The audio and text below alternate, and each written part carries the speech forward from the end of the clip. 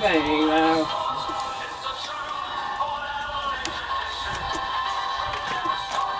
Somebody's phone going off? Very loud.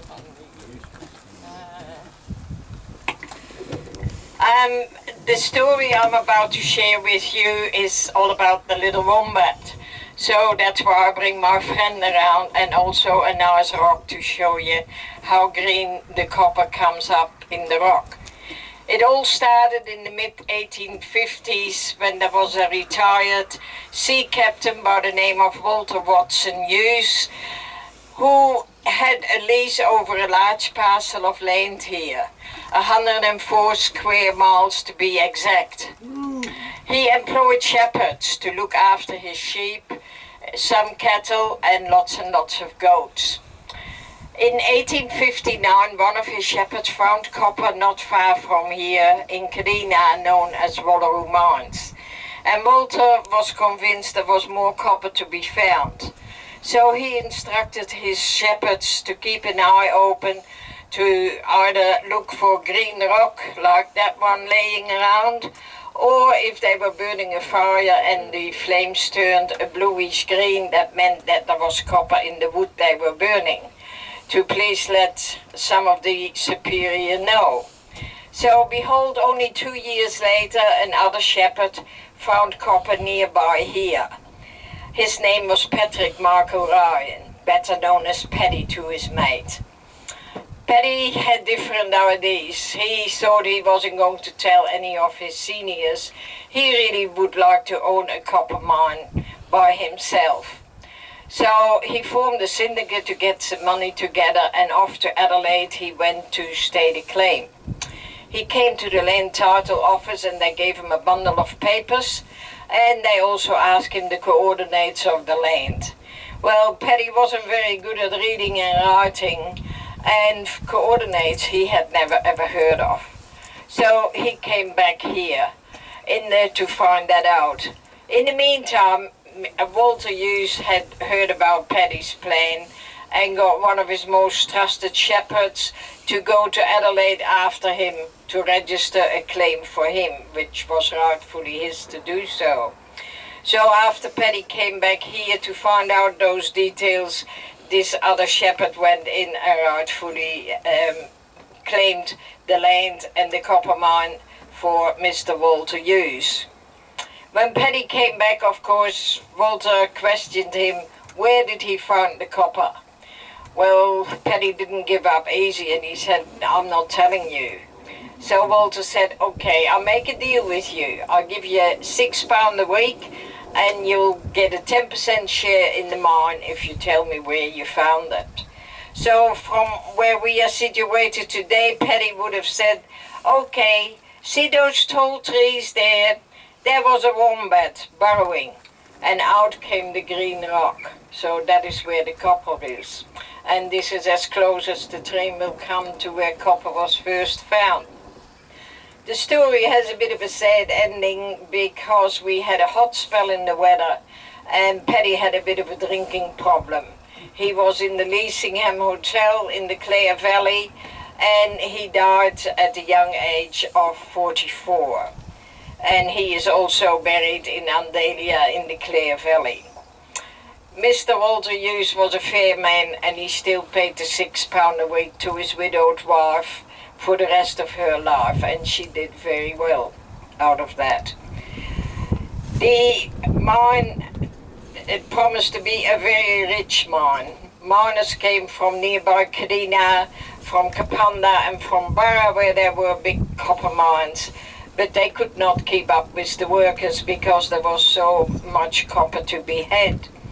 So they knew about these hard rock miners, which were the best in the world, which lived in Cornwall, in that western tip of England.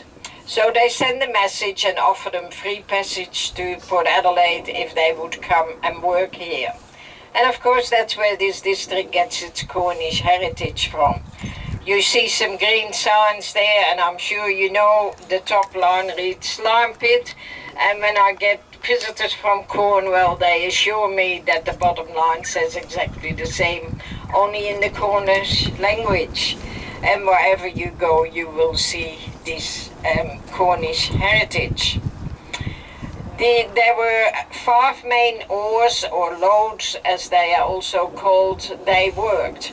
They were about 1.5 kilometers long, they were 10 meters wide, and they dug anything from 350 to 750 meters deep, all by pick and shovel, mind you.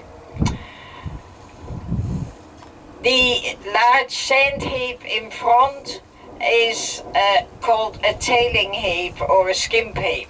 That are the remnants of what comes back from the smelters in Molleroo after the copper ore has been extracted. Over the 60 years of operation, they mined 170,000 tonnes of pure copper to a value of just under 11 million English pounds. So everyone did very well out of that. Those tailing heaps have a story all of its own, and I will tell you that at our next stop.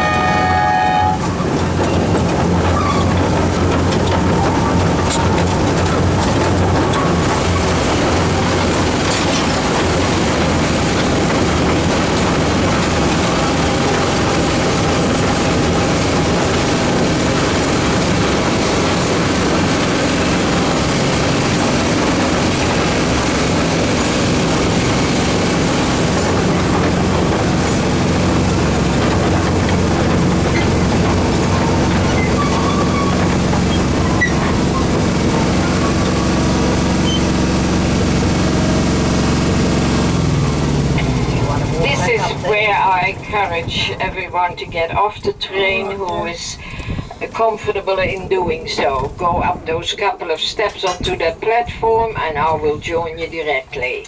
Yep, I'll go. Hi.